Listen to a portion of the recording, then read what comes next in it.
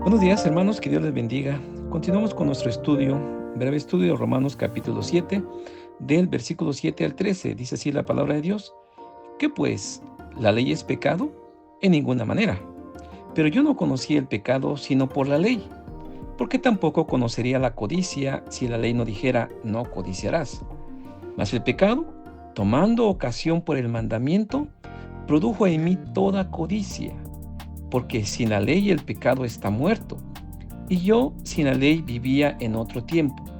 Pero venido el mandamiento, el pecado revivió y yo morí. Y hallé que el mismo mandamiento que era para vida, a mí me resultó para muerte. Porque el pecado, tomando ocasión por el mandamiento, me engañó y por él me mató. De manera que la ley a la verdad es santa y el mandamiento santo, justo y bueno. Luego, lo que es bueno vino a ser muerte para mí, en ninguna manera, sino que el pecado, para mostrarse pecado, produjo en mí la muerte por medio de lo que es bueno, a fin de que por el mandamiento el pecado llegase a ser sobremanera pecaminosa. Aquí el apóstol Pablo una vez más le va a dar a sus lectores el argumento de que la ley, los mandamientos, no son malos, tienen muchas cosas buenas y por lo tanto hay que practicarlos, hay que obedecerlos. Lo que es cierto es que muestran el pecado que hay en nosotros. Por eso dice, el mandamiento o la ley es santa, justa y bueno, esta es la realidad. El origen del mandamiento que Dios le dio a su pueblo y que Dios puso en los corazones de las personas es así, es bueno, es justo, llevan siempre a una vida de piedad, a una vida correcta. Es cierto, nunca van a llevarnos a la salvación ni nos van a declarar justo. Esto que quede claro. Por eso dice Pablo que la ley no es mala, sino lo que es mala es lo que provoca en nosotros la vida pecaminosa, que nos lleva a la muerte. Así, Pablo aquí está hablando de esa paradoja de la ley, que por un lado, como dice, es buena, santa y pura, pero por otro lado nos muestra nuestro pecado y entonces eso nos condena. Así es que es maravilloso tener la ley, tener los mandamientos, pero también nos muestra nuestra condenación, que precisamente es lo que desea Dios para que entendamos que necesitamos a Cristo como nuestro Señor y nuestro Salvador. Ese es el fin de la ley. Así es que aquí hay dos maneras en que podemos decir que es el origen del pecado o lo que hace la ley. La ley define al pecado, porque como él mismo dice, el pecado sin ley, pues no existiera. O sea, si no hubiera una ley que dijera es malo codiciar o robar, pues no hay maldad en la persona que haga eso.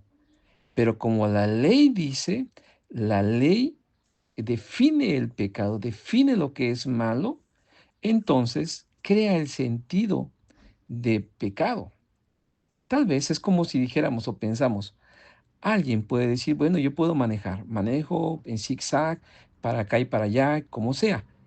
Pero cuando la ley dice, debes manejar en un solo sentido, entonces ya no puedo vivir manejando como yo quiero, porque si lo hago, estoy cometiendo pecado, estoy transgrediendo la ley.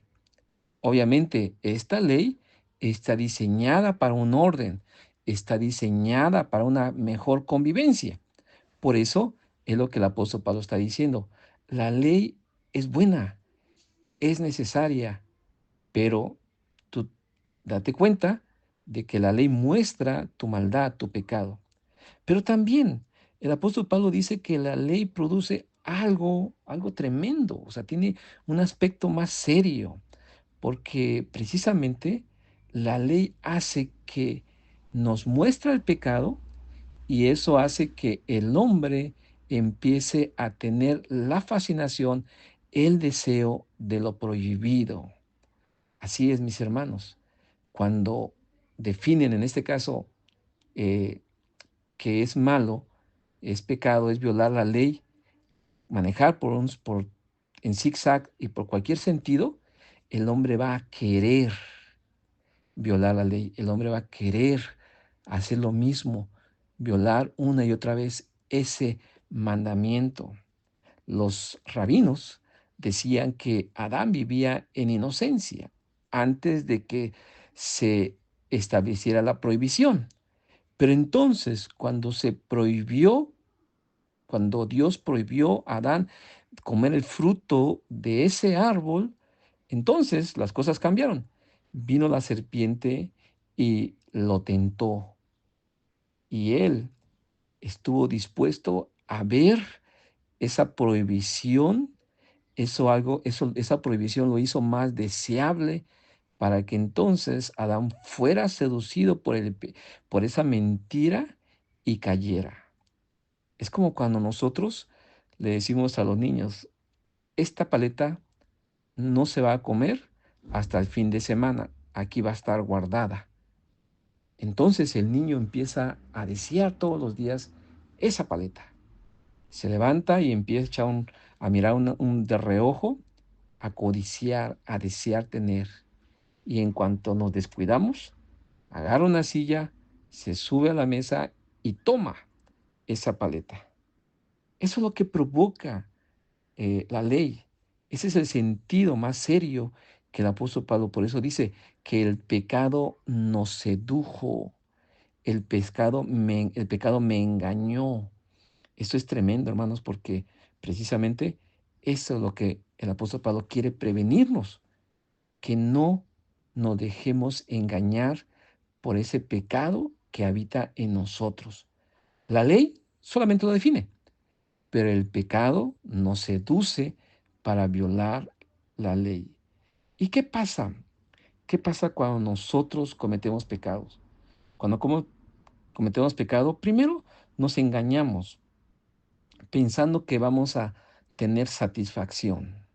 Pensamos que vamos a ser más felices. Pensamos que vamos a estar mejor cometiendo ese pecado. Piensa en cualquier pecado. Segundo, también nos engañamos pensando que nos vamos a disculpar o que podemos justificarnos.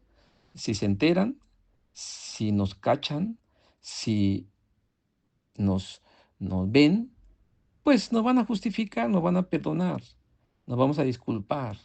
Somos especialistas en justificarnos. Así es. Y tercero, pensamos que podemos escapar de las consecuencias. No va a pasar nada, no va a pasar nada. Una probadita, no va a pasar nada. Yo puedo controlarlo. Así decimos. Tarde que temprano, eso nos va a consumir. Eso es lo que produce el pecado, mis hermanos. Y eso es lo que el apóstol Pablo nos invita a estar conscientes de que la ley que Dios ha establecido es correcto, pero estemos alerta porque ese pecado va a producir codicia. Y es cierto, mis hermanos, muchos de nosotros también somos especialistas en cambiar las cosas buenas en malas. El amor bueno, el amor hacia una persona es bueno, pero nosotros o nuestra vida pecaminosa lo convertimos en lujuria, en deseos pecaminosos. Muchos actuamos de esta manera. El deseo también, digamos, el deseo de ser independientes, de valernos por nuestras fuerzas, de trabajar, de esforzarnos, de ser responsables. Es algo bueno, pero a medida que nuestro pecado crece, lo convierte en una obsesión y nos obsesionamos por el materialismo, por el dinero, por los bienes materiales. La belleza de la amistad es buena, tener amigos es correcto, ser una persona que pueda contar con gente que ama, que aprecia es bueno, pero muchas veces el pecado en nosotros nos cambia esa amistad y nos hace que seamos obsesivos, controladores, egoístas, envidiosos con ellos y hasta celosos de que tenga amigos esa otra persona. ¿Sí se dan cuenta cómo cambiamos las cosas? La libertad que tenemos en Cristo. Decimos, qué bonito es gozar de esa libertad que Dios nos ha dado. Pero desgraciadamente, esa libertad también, a medida que dejamos que nuestro pecado nos controle, esa libertad la convertimos en libertinaje y hacemos cosas malignas, desobedientes a Dios, a su palabra y a la iglesia. Sí, mis hermanos, caemos, lo que decía un teólogo, en la infinita condenabilidad del pecado. Por eso, mis hermanos, hay que estar alertas. Hay que estar alerta de ese pecado que mora en nosotros, pero también estar conscientes de que Dios nos ha dado leyes, mandamientos, que son buenos y que nos ayudan a vivir de una manera diferente. No nos traen la salvación, una vez más, pero sí nos ayudan a vivir de una manera recta. El único que nos trae la salvación es Cristo. Que Dios nos bendiga.